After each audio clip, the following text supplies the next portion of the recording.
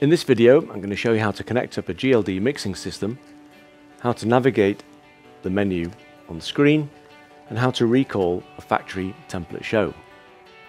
GLD 80 is a standalone mixing system. It's got enough DSP on board to mix 48 input channels plus 8 stereo effects through 30 configurable buses into 20 mix outs. As you can see on the back of the mixer, there are a few local inputs and outputs allowing you to connect up playback devices, recording, connections to the PA, etc. But of course, the majority of your inputs and outputs are going to be located some distance away, and for that we provide audio mix racks like the AR2412, which allows you to make connections to the mics and other devices on stage some distance away.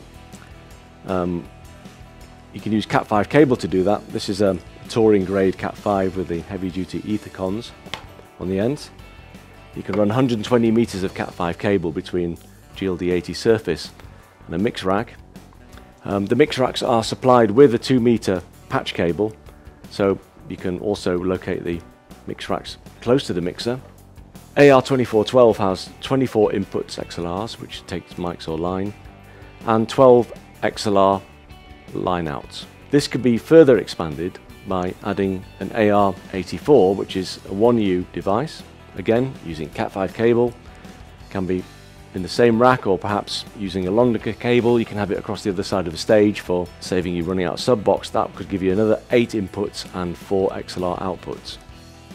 GLD 80 will automatically check and update the firmware in any of the connected audio racks, so you don't need to worry about IP address or firmware versions. This is all done automatically.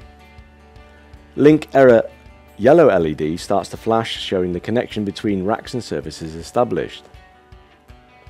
The mixer audio sync lock LED light up, and finally the ready LEDs illuminate, and you'll hear a click as the relays which protect the output sockets are switched over.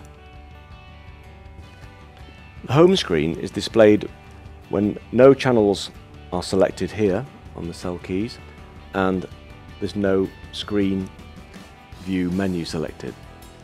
Here we can see there's a main audio rack connected on the DSNATE link with the all good green check. Notice the icon on the expander connection, which tells us the unit firmware has been updated successfully. The current system firmware version is displayed on the home screen along with the current logged in user, in this case admin. The last show to be loaded in the GLD 80 and the last scene recalled is also shown. There's a very useful quick start guide available by pressing this button. Quick start shows the basic navigation of the controls on the GLD mixer and how to access some basic functions such as assigning strips and sockets. Logins for different user profiles are accessed on this tab, and you can return to the home screen at any time by pressing the home tab. Processing displays routing, dynamics and EQ for any channel selected by a green select key. Meters set up and customize what signals are displayed in each meter tab on the home screen. Effects displays the 8 rack effects units, where you can access the effects libraries and set up the patching and configuration of each unit. I/O checking and assigning inputs to channels couldn't be easier using this GUI, which displays all the connections in the system simply by touching the location on screen and choosing from the drop-down list. Scenes 499 snapshots of the surface settings can instantly be saved and recalled using a comprehensive filter system in the scene page. A queue list feature allows you to organize the scenes into a firing order for your performance. Ganging GLD 80 has 8 ganging groups where linking of processing sections and controls between channels can be set up and edited. Setup systems, utilities and setups under admin control are done in this screen. Layouts of the channel strips, the mix configuration and preferences for rotary controls and surface features.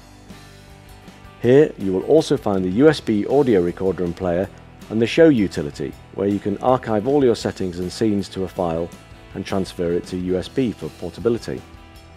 We recommend you use a factory show template when using GLD for the first time. You have a choice of classic console formats as quick starting points. To load, simply select a show and touch recall. This will take about 5 seconds as the mixer is completely reconstructed in DSP inside. To power down the mixer, go to the home screen, select power down, This will save all current settings to RAM and safely shut down the processor. Then finally switch off the mixer using the main switch on the rear of the surface.